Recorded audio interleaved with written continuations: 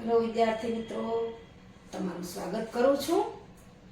હું લઉં છું ધોરણ 10 ગણિત અને એની અંદર પ્રકરણ 3 દ્વિચલ સુરેખ સમીકરણ યુગ્મ. પ્રકરણ 3 દ્વિચલ જેમાં બે ચલ હોય, સુરેખ સમીકરણ યુગ્મ.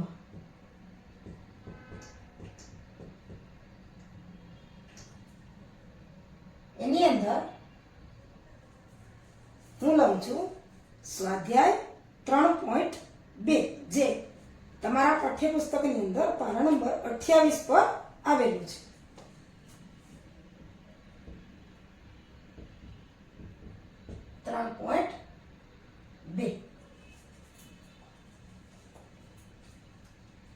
હવે એમાં મારે લેવાનું છે દાખલા નંબર 2. પેલો દાખલો પૂરો થયો. હવે આપણે લઈએ છીએ દાખલા નંબર 2. જો 2x + 3y = 11 અને 2x - 4y = -24 નો ઉકેલ શોધો. અને એવો m શોધો કે જેથી y = mx + 3 થાય. પહેલા આપણે ઉકેલ શોધવાનો છે, પછી m શોધવાનું છે. જો સમીકરણો આપ્યા છે આપણને 2x + 3y = 11, જેને સમીકરણ 1 કહીએ. પછી 2x - 4y = -24, જેને આપણે સમીકરણ 2 કહીએ. હવે કોઈ પણ એક સમીકરણમાંથી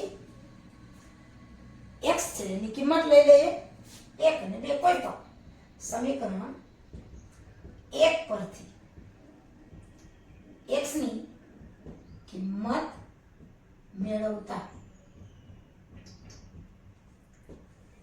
1 છે 2x + 3y = 11. 3y સામેની બાજુ જશે એટલે આવશે 2x = 11 - 3y. હજી પણ આપણે x ને એકલો કરવાનો છે એટલે x = 2 ગુણાકારમાં છે, અહીં સામે જશે તો છેદમાં આવશે 11 - 3y ના છેદમાં 2 ને સમીકરણ આપણે કહીએ 3.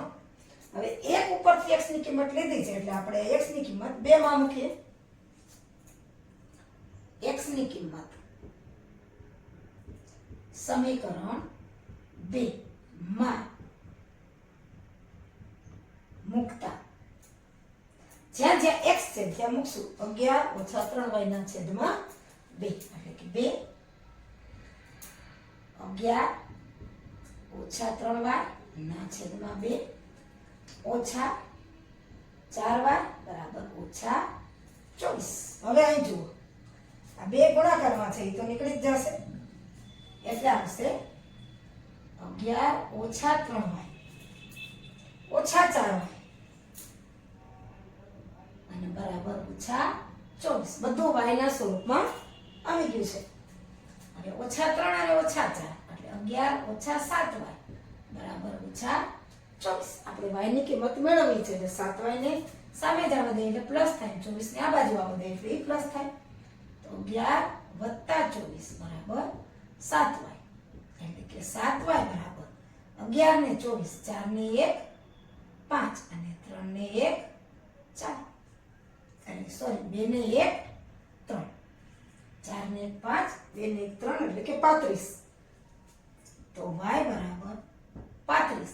7 અંશમાં છે, ગુણાકારમાં છે, સામે જશે તો ભાગાકારમાં એટલે કે છેદમાં આવશે. આ ભાગાકાર તો બહુ સહેલો છે એટલે y બરાબર 5. 7 × 5 = 35. હવે y ની કિંમત x ની કિંમત શોધવા માટે y ની કિંમત સીધી અહીં મૂકી દઈએ એટલે x ની કિંમત આપણને મળી જાય. સમીકરણ 3 માં મૂકતા શું છે સમીકરણ 3? તો કે x બરાબર 11 - 3y ના છેદમાં 2 માં y બરાબર 5 લેતા x બરાબર 11 - 3 5 છેદમાં 2 એટલે કે x બરાબર 11 - 5 15 ના છેદમાં 2.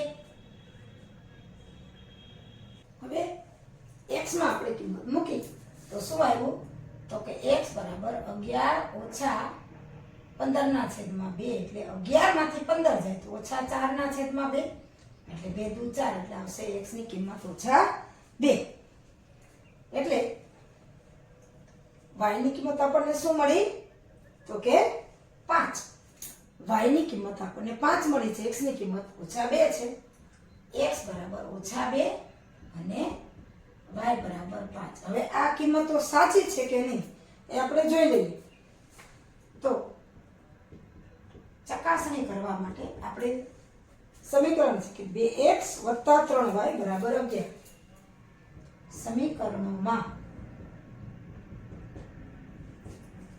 x અને y ની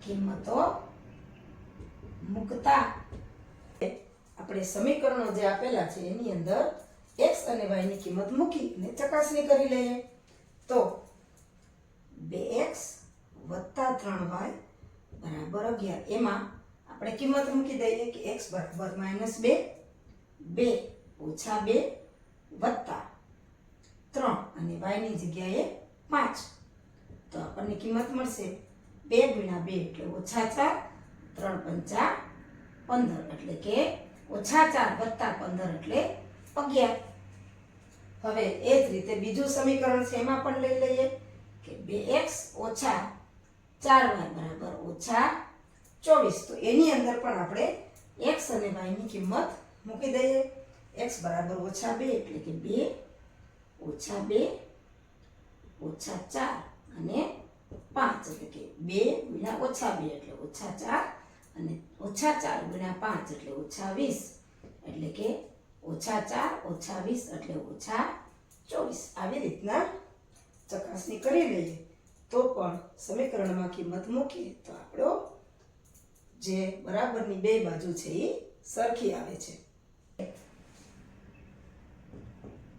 આપણને ઉકેલ શોધવાનું કીધું હતું ઉકેલ શું છે તો કે ઓછા 2 અને 5 ઓછા 2 અને 5 આ આપણો જવાબ છે હવે આપણને કીધું કે ઉકેલ શોધો અને એવો એમ શોધો કે y બરાબર 2x + 3 થાય હવે આપણે કિંમત લઈએ y બરાબર mx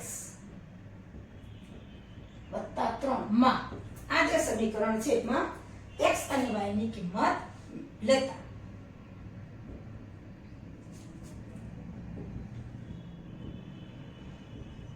આપણને m શોધવાનું છે હવે જુઓ y ની જગ્યાએ છે 5 m x છે ઓછા 2 અને વત્તા 3 આમાં આપણે m ને સૂત્રનો કરતા બનાવવાનો છે એટલે કે 5 બરાબર ઓછા 2m વત્તા 3 2m ને આ બાજુ લઈ લઈએ અને 5 ને આ બાજુ લઈ લઈએ એટલે 2m ઓછા છે એના વત્તા થઈ જશે અને 5 વત્તા છે એના ઓછા થઈ જશે એટલે 2m બરાબર ઓછા 2 કારણ કે 3 ઓછા 5 તો m ની કિંમત આપણે શોધવી છે તો ઓછા 2 ના છેદમાં 2 તો 2 2 એટલે કે m બરાબર ઓછા 1 આપણને કીધું હતું કે એવો m શોધો કે જેથી y બરાબર mx + 3 થાય એટલે m ની કિંમત આપણે શોધી આપણને આ બે જવાબ શોધવાના કીધા હતા એક તો ઉકેલ શોધો એટલે ઓછા 2 અને 5 અને બીજું કે એવો m શોધો હવે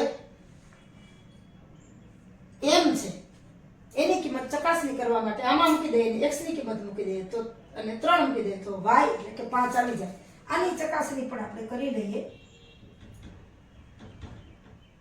જો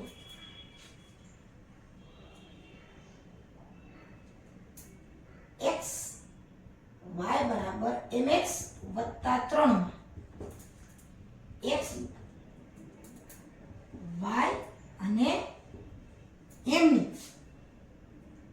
કિંમત મૂકતા હવે y છે કેટલા છે 5 છે m કેટલા છે ઓછા 1 x કેટલા છે ઓછા 2 અને અહીંયા છે 3. હવે જો તો -1 - 2 એટલે -2 + 3